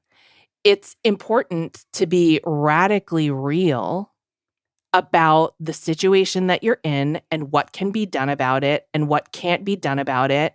And so one thing that you can do if you're on the like ready to go warning is you can grab a dress that your husband likes if that's going to mean something to you. Yeah. If you can, if you have the time, and that is radically real. And I'm so happy that we had the luxury of doing that, because I know not everybody had even close to that amount of warning. And like that warning never came to fruition for us. So I know people weren't in that boat. But with respect to like thinking that you have cancer because your fingers hurt, I think you have to do that thing when you're like, well, why? What makes you think you have cancer because your fingers hurt? And like, why are you not doing something about it? Because you're afraid. And what is it that you're afraid of? I'm afraid to find out that, and you just keep asking why, till you get to where you're being like radically real about the situation. Right. Yeah, I think that's correct. But I also think, I think getting to like the core of what your anxiety is about. Yeah. In that kind of way is also so fucking important, which is what I said to her. I was like, dude, we've been around this block before. Right. Let's just dive in. You know what I mean? Let's really like just once and for all. Let's like just do it. Let's figure it out. Right. Yeah. Do you want to hear other stuff that's not fire related at all? Yes. Does anyone now? Anyone out there? Yes. All right. I went and saw 4 million plastic and ocular surgeons about my eyes. Oh my gosh. Not really 4 million, you guys. But I spent, because when you go to these fancy doctors, you have to spend money on like a consult fee that then like they're like, which will apply back to your procedure should you choose to go with our doctor. Yeah. All I want to say, you guys, is if you take anything from my journeys health-wise, this is really a We're No Docs podcast segment right now. Yeah. I'm just going to slide into We're No Docs right now. Shout out to Steve A.G. Which, guys, for those of you that don't know, I had a podcast in like 2016 with Steve A.G. called We're No Docs, where we would like just discuss medical ailments that we had. We would have friends of ours on who had medical ailments. Anyway, or trips to the doctor or things that we thought were wrong with us. People loved it. It was fun. Okay. If you take anything away from this segment of We're No Docs right now, it's that you must, I'm just saying this to you right now, everyone, you must talk to at least 2, preferably 3 doctors. If any doctor tells you you need a procedure, I'm telling you about a doctor that's like, ooh, your gums are receding. We're going to have to graft them. Okay, great. Thank you. I'm going to hold to schedule that because I'm going to go see another orthodontist or whatever, periodontist, dentist, whatever. I'm telling you, you must do this for me. And it is something that like I grew up, and because we talked about this when I was getting the knee stuff a couple of years ago. Right. Like I grew up in a household that sort of was like, my parents still to this day a little bit are kind of like, well, we really love our doctor and he said this. Sure. And that just it's not going to work anymore, guys. You gotta talk to multiple people about and see what other people think about things, because it is, first of all, it's going to be super informative. Yeah. Secondly, if you're going to like getting surgery is not, no matter if you have the greatest insurance in the world. I mean, this is like, I'm talking about cosmetic eye surgery right now, but like my knees weren't. Yeah. Like, but surgery is a major fucking deal. You're going to be out. Like you need to be well informed before, and things can go wrong, you know? Yeah. And there's so all many of this things to say, play. second and third opinions. Yes. 100. Like, please. You're not going to hurt the doctor's feelings. Please. That's what I'm saying. Like, also, if you have parents, because I know parents are very second and third opinion averse. Yeah. And in a lot of ways. And a lot of times it's because they're like, well, it's so hard to get into doctors and da-da-da-da-da. Okay, fine. But like the pain that it could prevent for you, the pain and cost it could prevent for you from getting someone else's expert opinion might be huge. It might make all the difference in the world. Okay. All of this to say, you guys know I've been like struggling with my under eyes, which truly, if we like start asking Caissie's why question over and over and over again, it's really because the last few years have broken my fucking heart. And I'm like trying to focus on something that I could like presumably make me feel better. Something you with can the knowledge something that like changeable. Yes, with the knowledge that my eyes don't look that much different than they did 3 years ago. Right. I'm aware. If you remember last week when we did our podcast, which literally was like the fires had like barely started in LA and we had no fucking idea what was about to happen. We had no idea. We were most concerned with trying to get through the podcast because the wind was blowing and my power was like flickering in and out. And 100%. we were like, that was like, we thought that was the biggest challenge. Yeah. I don't even think the fires had started when we were recording. Altadena had not, for sure. Yeah. Palisades had, but it was like very small. Yeah. Right? It didn't get out. Possible. Anyway, I don't even know. I honestly don't even know. No, I don't either, actually. Oh, no, I don't. And by the way, like doesn't matter. Fires are very normal here. That's the other thing, is that like fires are pretty normal. So like I could see us being like, oh, there's a small fire in Malibu. Okay, let's go. I actually think that is what happened. Yeah. No, I mean, I lived there forever and like, yeah, there's a fire that, there are fires. Yeah. Okay. But if you remember last week, I had seen one doctor. Right. And you really liked her. I liked her. Now, I will say this. She was insistent that I had filler under my eyes. Oh, weird. And I was like, well, I don't. I never have. And she's like, well, sometimes they just do it. And I was like, no, I think I remember. And like, it was sort of like she didn't believe me that I hadn't done shit to my face. Yeah. Because she also was like, but your lips? And I was like, no, not my lips. Yeah. And that to me was a little bit of like a, And in fact, she was like, I want to put that stuff I want to inject that stuff into you that would dissolve filler under your eyes to get rid. And I was like, but I don't have any filler. Necessary. Yeah. Okay. So then I went and saw Jenny Mullen's doctor. Okay.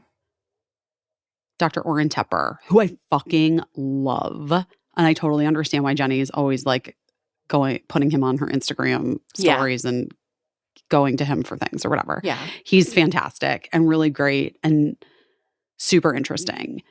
And now he's not an ocular surgeon, but he's like a plastic surgeon who specializes in like facial optimization and whatever. You know what I mean? Like they all have their, but he was like, I don't think we want to do surgery on your eyes. He's like, no, I don't. I'm not. don't know about this. No, I don't think so. He's like, I wouldn't cut anything. No. And then he was like, but his suggestion was sort of like, if you were going to do anything, I would do like a little bit of fat grafting under to replace my volume, because like that's the thing that happens when you are getting older. Yeah. Is the volume loss, right? For sure. Yeah. Which makes like a little bit of the hollow look more pronounced, right? Yeah. So he's like, I would say like fat grafting, because I'm not a good candidate for filler anyway, which is why I was like, I knew that I wasn't, which is why I was like, so weird that this woman said that. Yeah, because you don't have like the tear trough. Because I was a good candidate for filler because I have like little troughs, but you don't, you have a different thing going on. I have a different thing, but also, you do have to be careful if you're a person who like, I retain water so easily and I get edema really easily. Yeah. And hyaluronic filler that the filler that they use that attracts water. Yeah. And so I've always known that about myself, and so like there's just never been a moment where I'm like, yeah, filler, let's do it. Right. Because it could go so wrong in my face, whatever. I sure have seen it go wrong. Not in your face. we all have in the faces of many. Yeah. So anyway, the point is, he was like, fat grafting to replace volume, I think would like help. And then I think if you wanted to do like laser vibes or some sort of like a laser CO2 laser. A CO2 that's it. CO2 laser and or like a Morpheus or I'm talking about like I'm a fucking plastic surgeon, because that's how much I read this shit. No, I'm telling you. But I do think that via the internet, TikTok, Instagram, doctors and stuff, like I do think it's been helpful for people, because you just like, you are more informed, more like the things, even if you're just like a person who's like watching those bullshit things where it's like, this is all the things that Jennifer Lawrence has done to her face. Right. Which is like, guys, she hasn't done all that shit to her face. Right. These doctors are wrong. They were wrong about me. People have said I've had nose jobs. I haven't had a fucking nose job. What are you talking about? Yeah. I haven't had my buccal fat removed. I had 2 babies and I breastfed for 2 years. Like, I don't know what to tell you. My face like lost fat. Anyway. Okay. So that was Oren. Oh, but then I did, because he does do such good body stuff that I had seen. I was like, will you look at my stomach? Because I do have so much skin on my stomach from my kids. Yeah. And I have like always thought about doing it, but it's terrifying to me. Yeah. The tummy tuck. Yeah. But he really was like, I feel like we could really do a great tummy tuck on you and it would be so good. And I really, for like 1 second, was about to just like throw down. Yeah. And like book the OR. Yeah. Like I didn't, but still considering it, maybe. I don't know. You don't know. Anything. Well, to be honest with you, yeah, no, I don't know. Anyway, so that was him. Sorry, and then my I dogs saw, are barking. What? Sorry, my dogs are freaking out. That's okay. It doesn't sound that bad. Okay.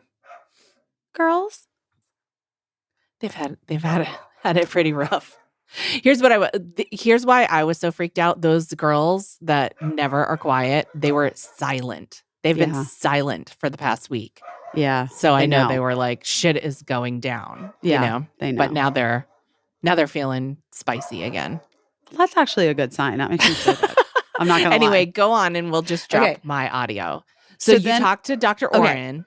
So I talked to Dr. Oren, who was basically like, no, I don't want to cut your eyes. He's like, here's what I would suggest. I would suggest you do like a laser, and then, or like one of these lasers maybe, and like maybe we do fat grafting into your face, like to replace volume that will help with the thing that you're like complaining about. Yeah. But he's like, let's just hold. Let's just hold on that. But he's like, but I will cut your stomach. Let me do it. You know what I mean? He didn't talk like that. But like, you know what I mean? Like he definitely was like, you're a great candidate for it. You've got great muscle tone under your skin, and which is true. I fucking work out, like I have for years. I just have like all this skin, which also I think is Eller's too, right? It is, yeah. My skin is saggy. She's a not you. I'm just saying mine is like like it's just like it doesn't go. It's like elastic. Like I'm like an elastic person. Yes. Okay. Yes. But it's also why we look younger. Did you know that? I know, which is like, it's nice, but it's, Then I went and saw another ocular, Elahi, who's like very well known on the Upper East. And he does these blepharoplasties nonstop, right? And he's like an ocular precision doctor. And he literally was like, yeah, no, we're not cutting. No. Whoa. He was like, absolutely not. Wow. I know. Did he Every also doctor say, is like, did he say CO2 as well? yeah. And he said fat. He said That's you what I could do thought. you could do fat grafting and you could do CO2.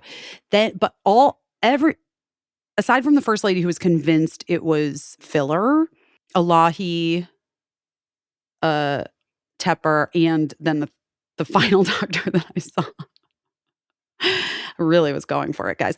And that was just a wild card that was thrown in because a friend of mine told me that she had just gotten she was like, I got my eyes done. And I was like, what? You did? Oh my God, you look like it's incredible. I had no idea. And so she was like, you have to just go talk to my doctor. And I did. So, and his name is, wait, hold on, I'm going to tell you because I liked him a lot too. Like Kotlus, also on the Upper East. But Kotlus also, I was like, yeah, no, you can't. No, we're not like, I don't think we should cut anything. Coatless is suggesting cutless. Everybody is saying don't cut. No one wants me to cut my eyes, apparently, except for that first lady. But that first lady also was like, you have filler under your eyes. And I'm like, I don't. And she was like, you do. It's the I'm one just gonna have to dissolve situation it. where, like, I get doubting people's truthfulness because everybody fudges a little bit. But, like, in a medical situation, I would find it wild if somebody would be like, no, I don't have filler, when that could, like, adversely affect something that, let's be honest, they're vain about anyway. Like, it doesn't make any sense. It literally makes no sense. Like, also, the fact that she said something to me, like, to the effect of, like, sometimes they just do it and you don't know. Guys, that doesn't happen. Like, I don't know if any of you have been that to means cosmetic. You do it. And right. and Because also I have yet to be to a cosmetic dermatologist who didn't charge me for every tiny thing that has been done to my face. Right. Because when Dr. Adele did filler under my eyes, she put so little in my eyes, but because she had to charge me for the whole vial of filler, she put it in her refrigerator and allowed me to come back and get the rest of it another time when the first filler wore off. Because it costs like a lot of money. That's a real amazing move. I love her. That's amazing. That's amazing. But like, yeah.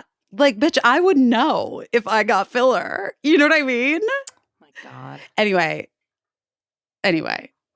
all of this to say, it's funny when doctors tell you things you don't want to hear. Because you wanted surgery and they were because I kind of just wanted them to be like, yeah. And you'll look 47 years younger and we're done. Yeah. Yeah. You... Listen, go get that fucking CO2 laser. See what happens. And if it's not enough, then you can talk to someone about doing the more extreme thing. No, I think it's very clear that everybody just agrees and that all the other doctors. It's just funny that the first person I went to was like, yes, let's do it. Put it in the books. Right. Well, blah, blah, blah. That's the thing with doctors, by the way, is that like, it's like, depending on their age, depending on where they were educated, depending on their like personal style, depending on like their understanding of anatomy, depending on the procedures that they've been educated in after graduating from medical school. It depends on so many things. But like, I know that like, I had endometriosis where first of all, I told 10,000 doctors that my butthole was bleeding. And we had this conversation. Yeah. And they were all like, no, that's not, it can't be possible. And then finally one doctor was like, it's endometriosis. You need surgery to take it out. And I was like, oh God, like, I don't know. Do I just want to keep letting my butthole bleed? Like, surgery seems bad. And then I found a doctor that was like, you could get surgery, but like, I wouldn't recommend it because it'll just like happen again. It'll just like grow back there, or it'll come back somewhere else. And like, like it's not really like a solution to your problem. So, and it's not a problem anymore, but like I went the more conservative route of not conservative in someone's opinion, of not having surgery. And I think it all eventually worked out for the best. My mom fucking loves surgery. If someone told her, like, if she had gone to that doctor to get a BLEF consultation, she would have left the office with the BLEF having been done, because she loved immediately getting surgery the second anyone recommended it, which is where like I learned that like a lot of doctors do recommend surgery. And then later you wind up like seeing some other doctor who's like, I don't know if I would have opened up all of your limbs the way that doctor did. I don't know. I don't think that was the right move. Right. So, Guys, second, third, fourth opinions, please. Just please. Just listen to me. Healthcare is so dicey anyway. You know what I mean? People. They're people. And they're like, in a way, they're like scientists, but they're also artists in a way, particularly with anything cosmetic. But like, I knew someone. No, I would say with everything. And another thing that like one of the doctors, when I was like going for the knee things. Oh, wait, this is what I also wanted to say about all of these doctors, was that aside from the first woman who was just like scheduled me in, and I was already like getting general anesthesia, but anyway, for an eye surgery that every other doctor was like, yeah, I don't think that's going to do. I don't know, girl. No.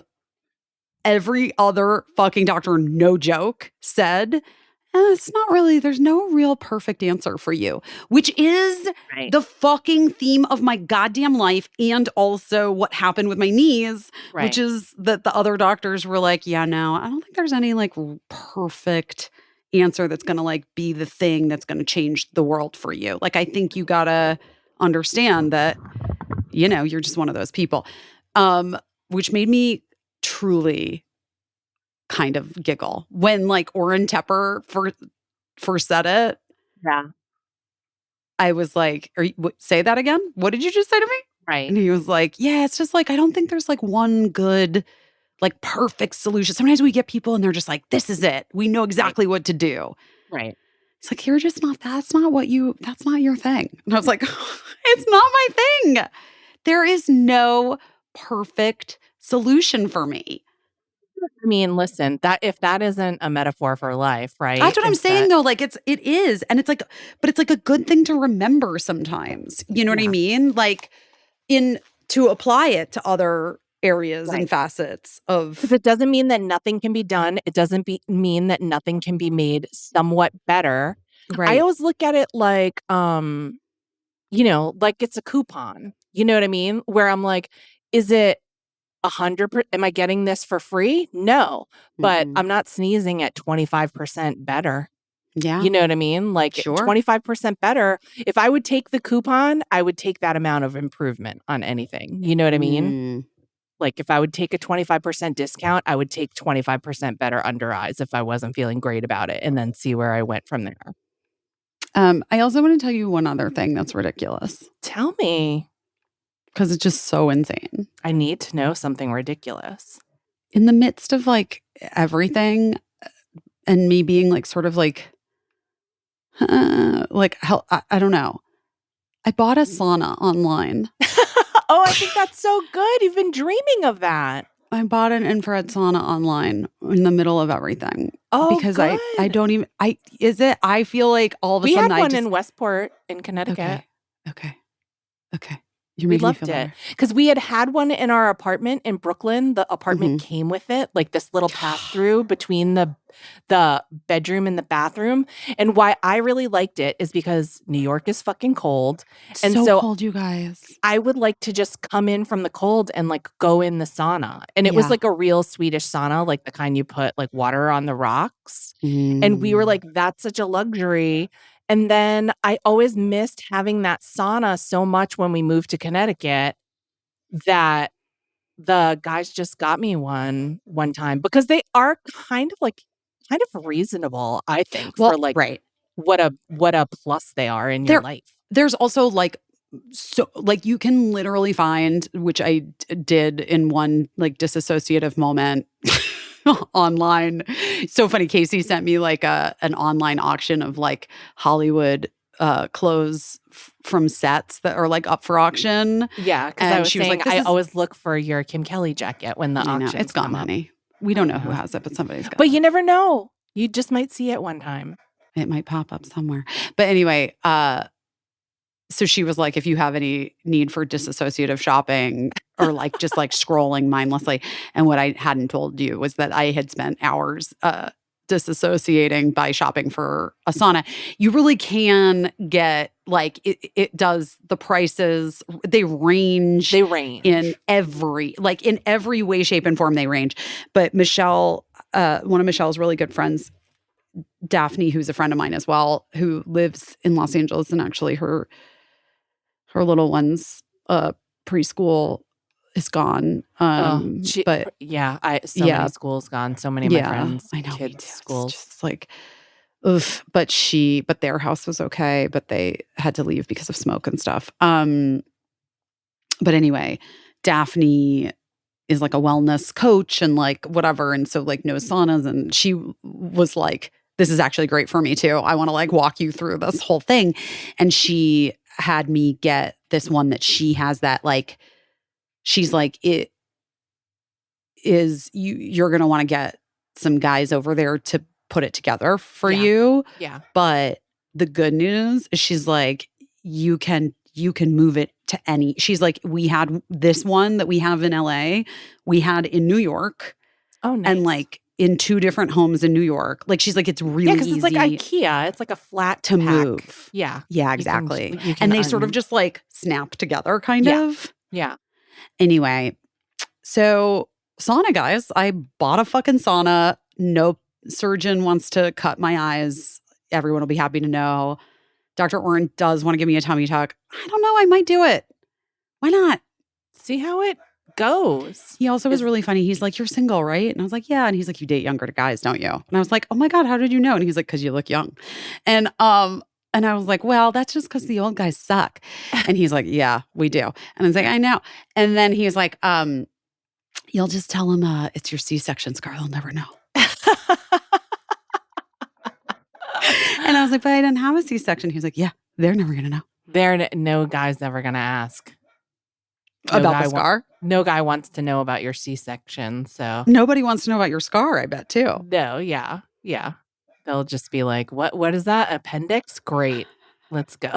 Oh, that was my appendix. Yeah, that was my appendix. It went all the way across my stomach. Oh, God. I know that's the thing. He's like, that is the thing that's like such a bummer, is like. Yeah.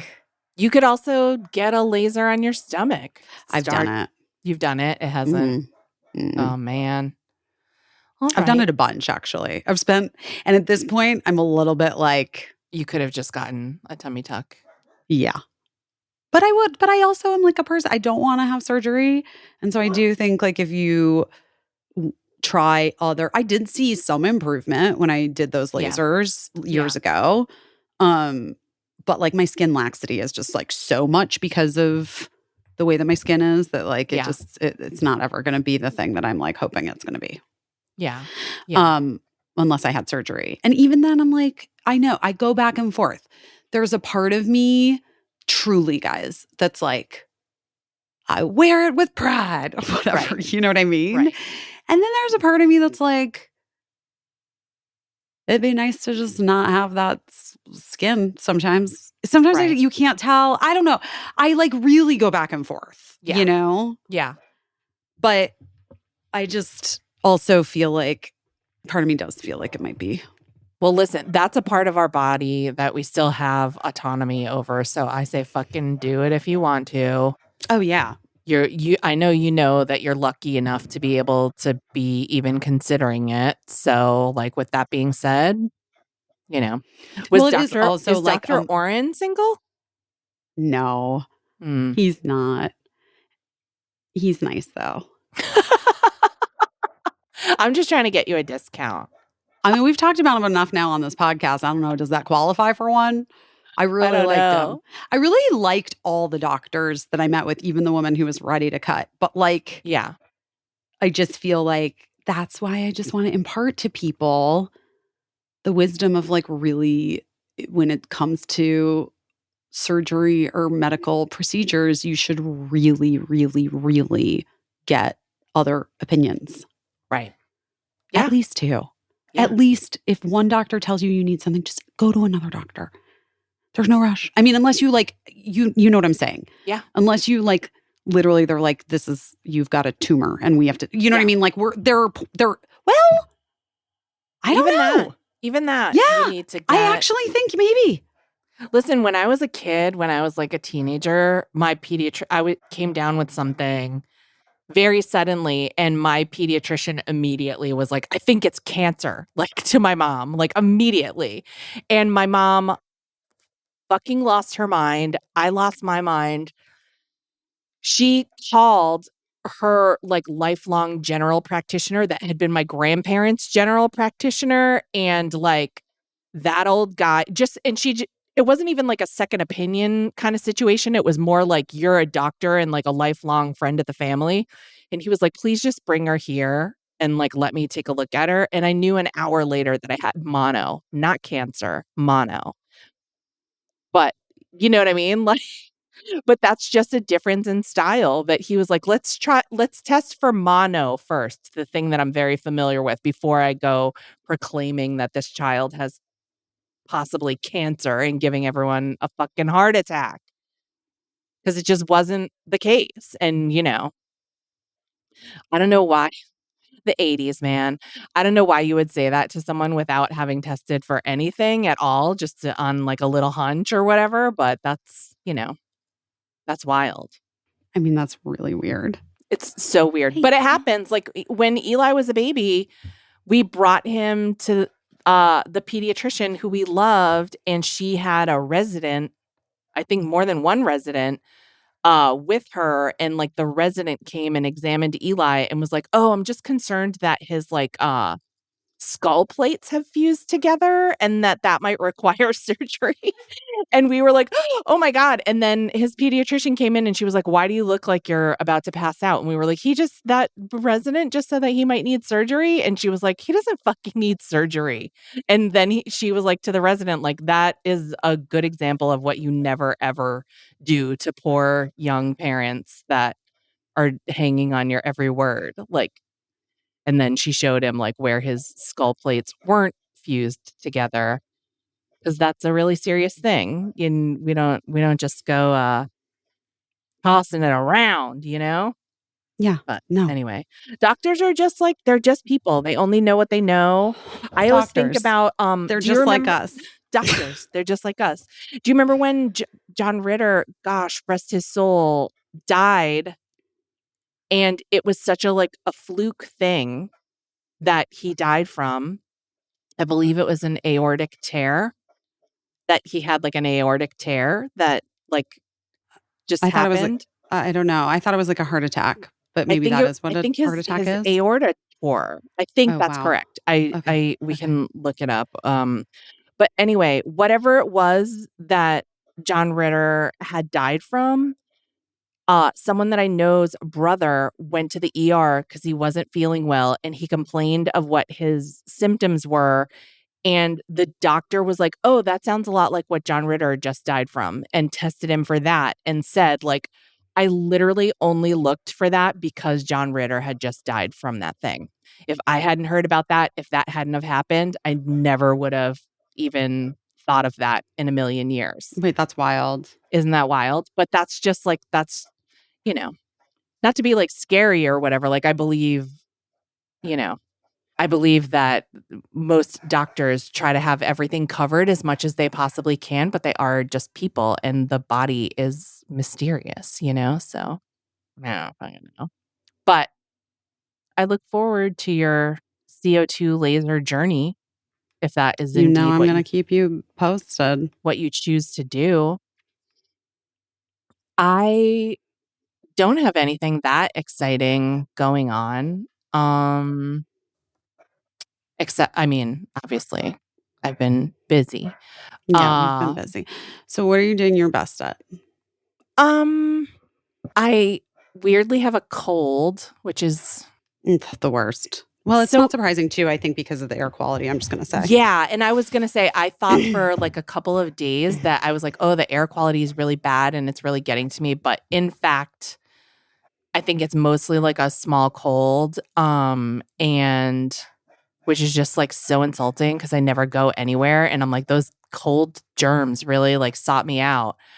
So I'm just really trying to like eat a lot of soup and take care of myself and just do that, like take care of myself. And because you just can't do all the things. You can't get your nervous system back online the way it's supposed to be.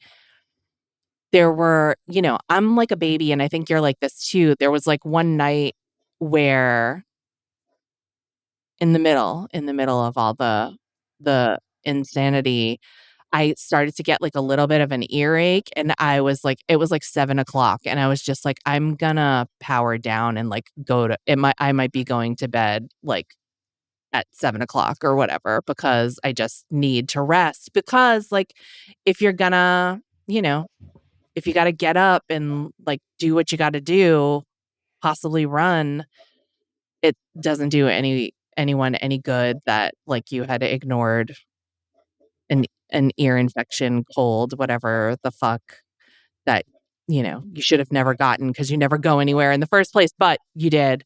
But anyway, I'm relieved that it's just a cold and like just doing all the stuff, running air purifiers, not drinking the water, doing all the stuff that we're supposed to do, checking in on people and like really staying in close touch with my group chats and my family members. Special shout out to my Uncle Timmy and my cousin Scotty and their wives because they have really checked up on me like crazy, not just in this emergency, but also like since my mom died. I think they're making really big efforts to remind me that I still do have family and that they are them and that they love me. So that's it. I love that. I really love that. How about you? What are you doing your best at? I think I have done my best at like trying to find the ways I can be helpful from here. Yeah. Not overwhelming myself with distractions of getting upset or angry over things that I can't do anything about, like other people's reactions to the fire, and like other people's bad takes or like versions of whatever. I've been like, let me get this straight. You want me to argue with you at this moment about whether or not it's harder to get clothes over size 8? I'm not. No, I'm not taking the bait. We're not doing it. We're not doing it. That's really good. That's a good place to be. Yeah. So I think I have done a good job at that and like been proactive. And I also had like saved so much stuff of, clothing and stuff that I was like able to like, because here's the thing, like I do have, I have like whatever. I've got stuff that I just felt like I know specific people to give specific things to that they need, that they need or want. And like even so much like taking pictures, like, you want this jacket? Yeah. Exactly. Hey, you want this jean jacket? Right. Like that kind of vibe. So I got that stuff off. And then, because I get a lot of beauty products sent to me, I'm coordinating with Leonora and sending off a bunch Right. of beauty products and also bags, like you said. Right. Because I have a lot of really nice like tote and duffel bags from brands. When they send out products, they're like, Yeah. here's this cute like tote or duffel that we put it in, you Yeah. know? And so I have those things that normally like I donate to Cure Thrift or I donate to where, you know, to women's shelters here or whatever. But I like just had been sort of collecting them for a while, weirdly. And so those are also going to Leonora. But you know, like I'm just trying to be really specific in and also like wide reaching in like Right. you know, like just trying to, you know. Anyway, so I think I'm doing a good job at that. I think you really have been. I mean, it's just been like it's just good to see. This is what you always do, but you also checked in on me every day, which meant a lot. And yeah, and just all the other stuff that you've been doing. I mean, I know you. I wouldn't have expected anything different, but it was nice to see. It was made me feel both of our dogs are I know she either has to poop or she's hungry. I can't tell. All right. Well, Gina has to poop, so that's it. We gotta wrap this up. We got to But wrap it up. She's giving me the craziest look right now. It's so cute. guys, we love you so much. Thank you to all of you who have just been so supportive and amazing and have contributed already and just shared, even just sharing information and volunteering. It's not even, I say even as if that's a lesser thing. It's not lesser at all. Just thank you so much. What a nice group of friends we have. We love you so much. We love you guys. Thank you. And we'll talk to you soon. Guys, we love you. Stay safe. Stay good. Bye. I don't know what I'm doing, but I'm doing my best.